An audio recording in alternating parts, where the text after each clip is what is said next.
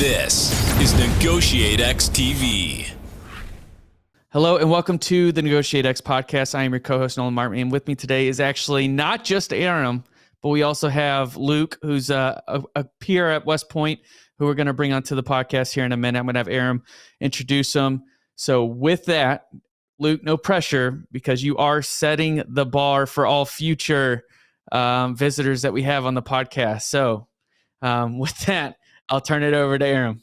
And Nolan, I'm not going to assume it's just because you're getting tired just talking to me on this, or that any of our listeners would provide the feedback. Like, can you get anybody else to talk other than Aram? But yeah, great to have you with us today, Luke. So to our listeners, we are blessed today to have a good friend, former student, Luke Hutchison, join us. Luke's a graduate of West Point, 2013. He was one of our original fellows in the West Point negotiation program. He commissioned as an infantry officer, served 2 deployments in Afghanistan with the 4th Infantry Division.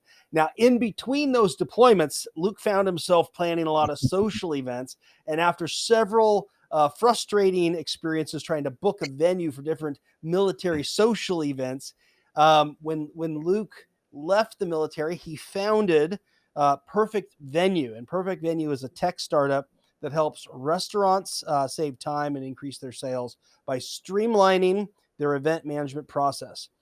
Perfect Venue is backed by leading Silicon Valley investors, including the first investor in Zoom and a co-founder of DoorDash. Luke, welcome to the show. For sure. Thanks for having me on. Well, it's great. It's great to have you. And so appreciate you taking your time. Listen, we want to start a little bit maybe with your time, at West Point in those early years in the military, and in the Army, in Afghanistan. And just say, as you think back kind of around that time, what were some foundational concepts that you felt like you had an opportunity to put into practice, that you maybe didn't know at the time were going to be beneficial, but have been beneficial?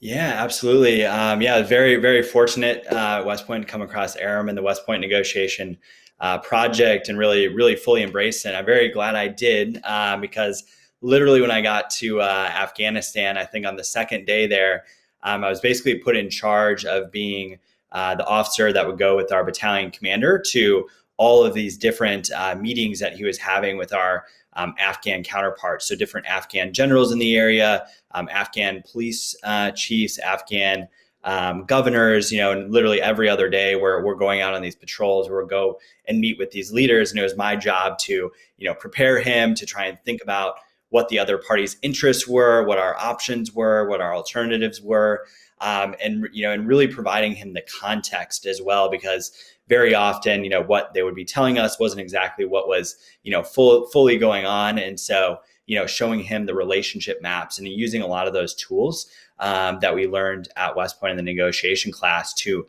prepare my boss for success. And then going out as a platoon leader, pretty much every patrol, we had to be partnered with the Afghan police or Afghan army.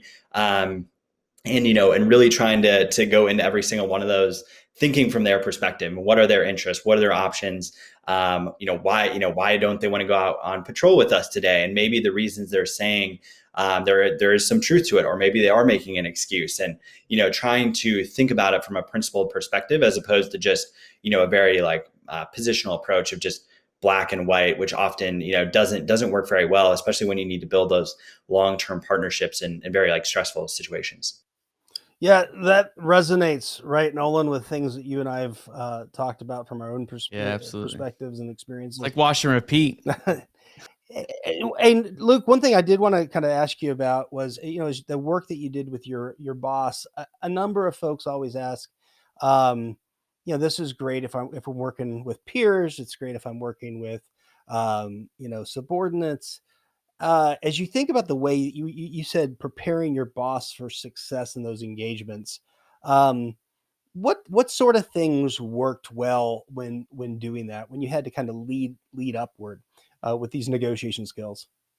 Yeah, absolutely. So I think it was a lot of I would basically prepare a sheet for him before every meeting. And so I think a lot of good negotiation is, setting the stage before you even start the conversation. And so, doing really thorough research, and providing him with that research. And so then, if the Afghan general we're meeting with kind of like throws out this like hard thing, or, I'm not going to do this, I will have hopefully prepared my boss ahead of time with trying to understand the interest in that context for why that, Afghan counterpart is maybe saying that and putting up that position. And, really, I viewed it as equipping him for those meetings, and then also brainstorming potential options ahead of time. So, trying to think about what that counterpart's interests are, what our interests are. Let's think about a few different options, and kind of talking through that and role playing, very usually, he was a battalion commander. I'm like a brand new second lieutenant. So, there's always that factor. So the pretty big difference, but, we would like in the trucks beforehand usually, or as we were walking up to it,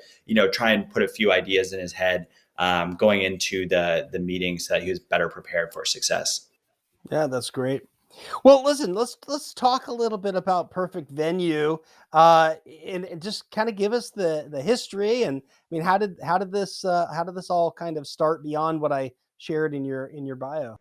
Yeah, absolutely. So yeah, like you mentioned, Aram, I was planning a lot of social events. I was, for any military listeners out there, I'm sure you're familiar with, battalion balls, hails and farewells, all of that. And I was the first platoon Alpha Company platoon leader. So as soon as we got back, I was first in the chute to plan that next hail and farewell. And it was just always a really challenging process trying to find and book a venue, searching all over the internet, looking at, oh, well, we went here last year, but then, oh, they're not available this date, or maybe they closed, or, did you try this place? And you're trying to call around. A lot of restaurants, just don't answer their phones because they're so busy. You send emails to email addresses that just bounce because they didn't exist. Just really a nightmare of a process.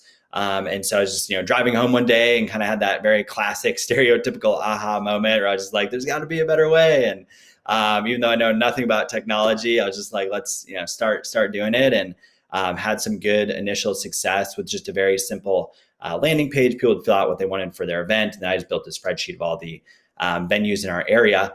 And that was in Colorado in like 2018 timeframe. And it really took off out there. And so then we moved to the Bay Area to build out the team and raise money. Oh, that's great. Yeah, I remember talking to you at the time when you were doing this, and I thought, what a great idea. I thought it was a great idea from the get-go.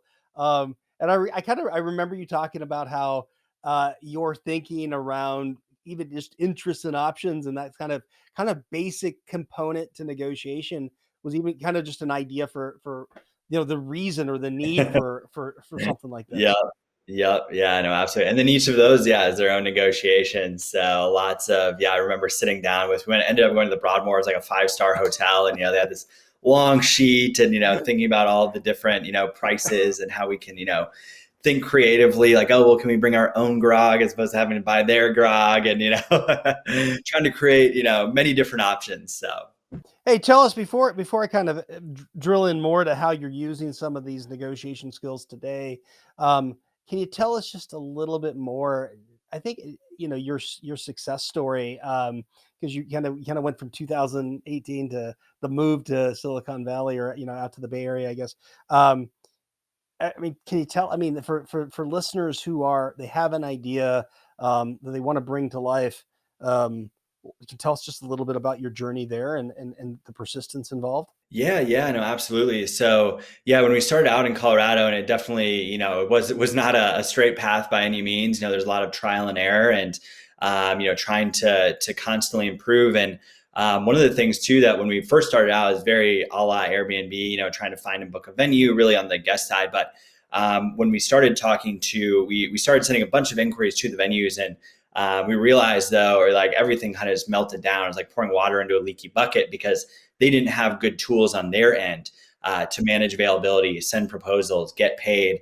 And so we've really pivoted the business towards just helping them manage their existing leads rather than helping guests find and book a venue. And so down the road, we plan to circle back on that and have a marketplace again. But that was definitely a big learning, just listening to your customers and understanding what they want.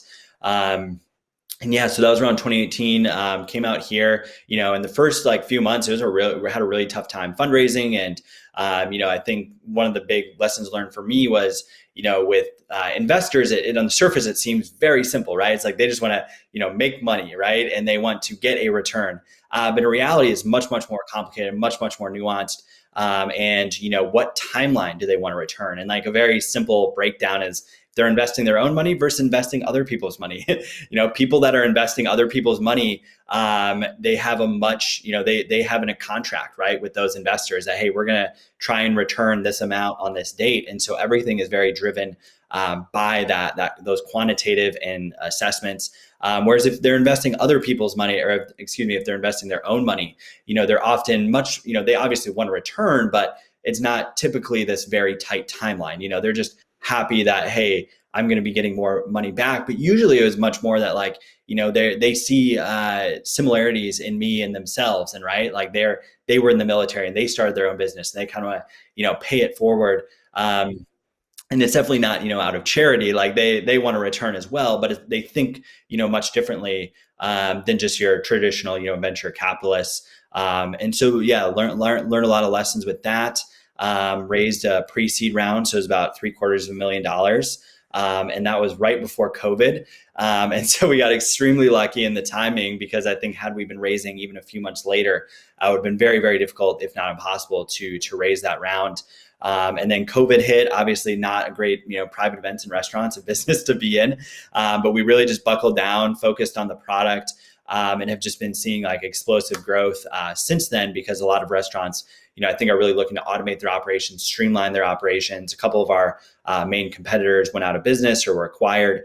And we're really the only like modern solution on the market that helps restaurants, do what they do. And we have, a mobile app and online payments, and our main competitor is about 15 years old. They've been around for a long time. They're great for hotels and large chains, but they're much more complicated and expensive than what most of our customers need. And so, we're now in 30 states. Have hit some great revenue milestones lately, and are growing the team very actively, and even have a location in Canada. So we're an international company, I guess.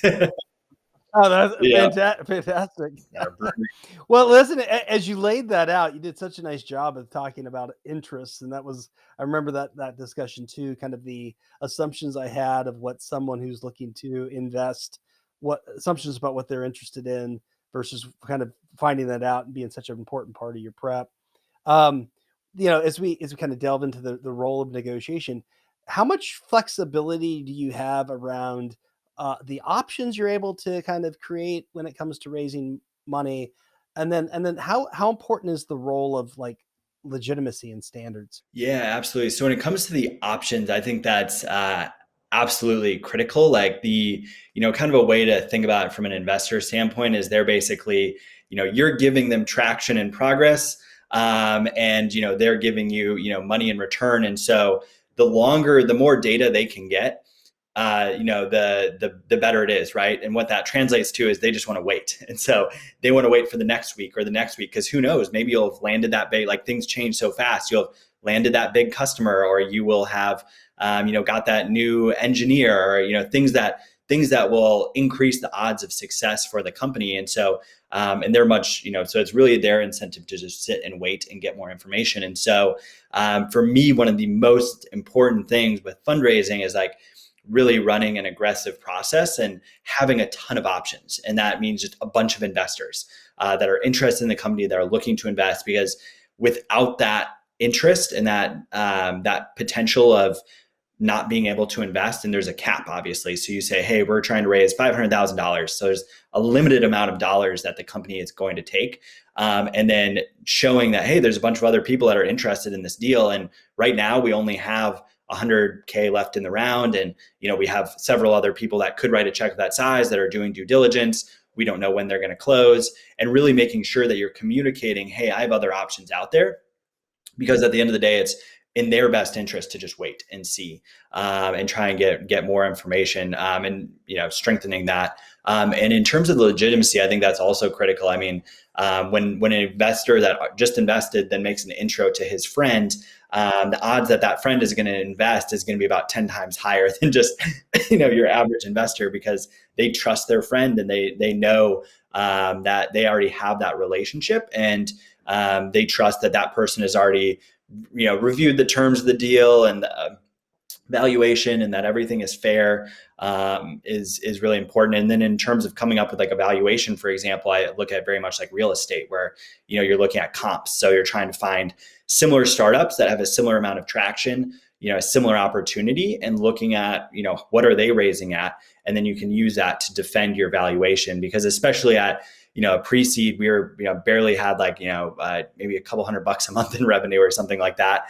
It's impossible to like have a quantitative valuation like you would in the public market. So to what you were just sharing, I know at one point too, you talked about weeks and months of some really hard learned lessons, and at one point you were capturing those and sharing those with others. Is that still something you're doing today? Do you still share those? I mean, I assume you're still capturing those lessons, or for sure. do you still kind of share those too with others? Yeah. Like we have our investor update that we send out once a month, where we usually include lessons learned and things that we could improve. And then I did some writing on the side as well. And I think that's something with the negotiation class that, and I think the military in general, you're kind of taught the importance of writing and reflection and thinking about your process. And I basically just started kind of writing on the side as I was fundraising, really as a way to reflect and think about what was working and what wasn't, with all these negotiations, and starting to see those patterns and realizing that like,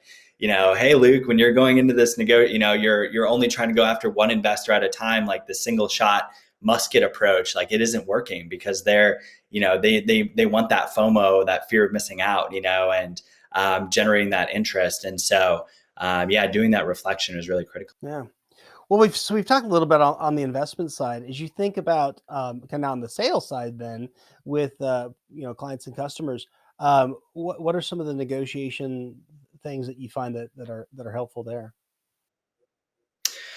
Oh man, so many things. So I think and so I'm the business co-founder, so the CEO on paper. So my main job is really sales, finding new customers, and then my technical co-founder, his job is building the product, improving the product. And so I'm basically constantly doing sales, multiple calls a day. Then obviously recruiting is really just another form of negotiation, and sales. But when it comes to actually, acquiring new customers, one of the things that we tried to do is, at first we were doing a lot of negotiation, really trying to, each deal was a little bit different, and, having, different pricing, different billing, whether the billing was annual or monthly, whether there is what the added processing fee was. So we make money both on a subscription and on payment processing. So, you have multiple different factors, but kind of over time, what we did, the downside of negotiating every deal is, our average sale price is $1,000 to $2,000 to $3,000 typically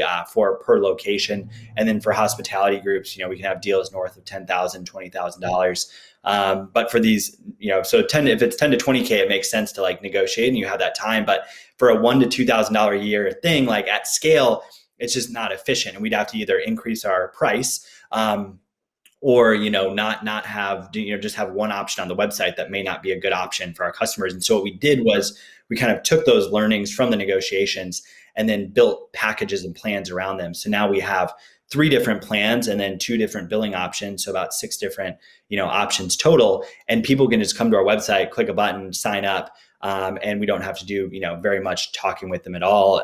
But that was the result of doing a lot of talking and realizing, hey, like, some people really value flexibility and cash flow, so they just want month-to-month billing. Other people really value stability, and they want a trusted partner, and they want a contract, and they want it's SLA, service level agreement, and really understanding, that, hey, we're a perfect venue they're entrusting us with millions of dollars each year to manage their private events businesses. And if we don't do well, we're going to directly hurt their bottom line. We're not just some like back end software that, they may, kind of get along with, but not critical. I mean, we're very, very important and typically managing 30 to 40% of their revenue stream. So it's a pretty big responsibility. So, some people view it like that. Other people want the flexibility. And then on the processing rates, some people are very, they want to have low subscription, but then they're willing to pay higher per transaction. And really building those plans in. So I would say that was one big learning. And I could maybe talk about some of the active listening skills too, if you'd like, Aaron. Yeah, well, I do want to get to that. I like what you've done, right, in terms of making some intentional decisions around how you approach options. We'll often talk about the different ways to approach, right? And there's the engaging, negotiating, involving them in the brainstorming, and we recognize that takes time. And it sounds like, over time, as you get a better understanding of their interests, yeah, you can do a little bit more kind of a menu choice and say, hey, we've created a menu that really appeals to a number of folks. Um, and when the scale is of a large enough size, and maybe there's some nuanced differences, there's some things we can do there. So I think that's great. I do want to ask you about kind of the FBI training. So you were one of the two first students we sent down to and participate in the FBI negotiation training when you were at West Point, and you got to then hang out for another couple weeks after that, and actually can do some on the job training with the hostage negotiators and that great team. I am curious, yeah, where those sort of active listening skills, some of that stuff shows up today in your work.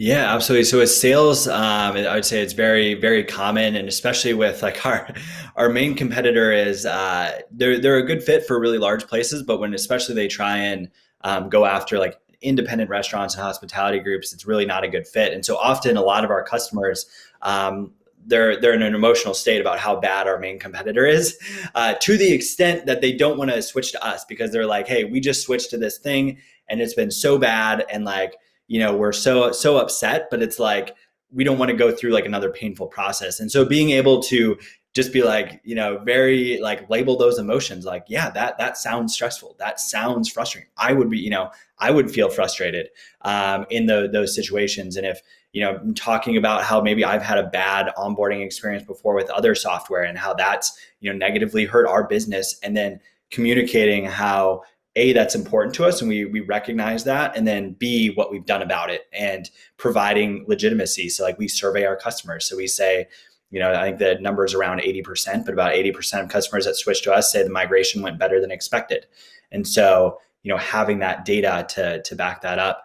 But yeah, so a lot of times people will be, in those emotional states. A lot of times too, when I really like to summarize and paraphrase. So that was another one of the active listening skills. So, they'll be talking to us about how their business and their problems and, all these different issues. And I just see sales as like problem solving. So first part of the call, I try to understand their problem. Second part of the call, providing the solution. And sometimes we aren't the right solution, and we're happy to recommend alternatives as well.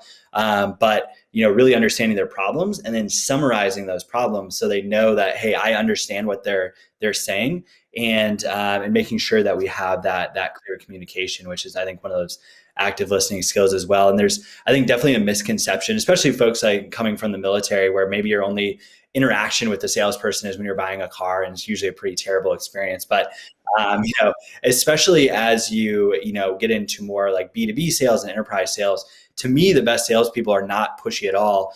They're really just problem solvers, where they're trying to understand that problem, provide the solution, and they're honest if they're not the best solution, and that builds a lot of trust.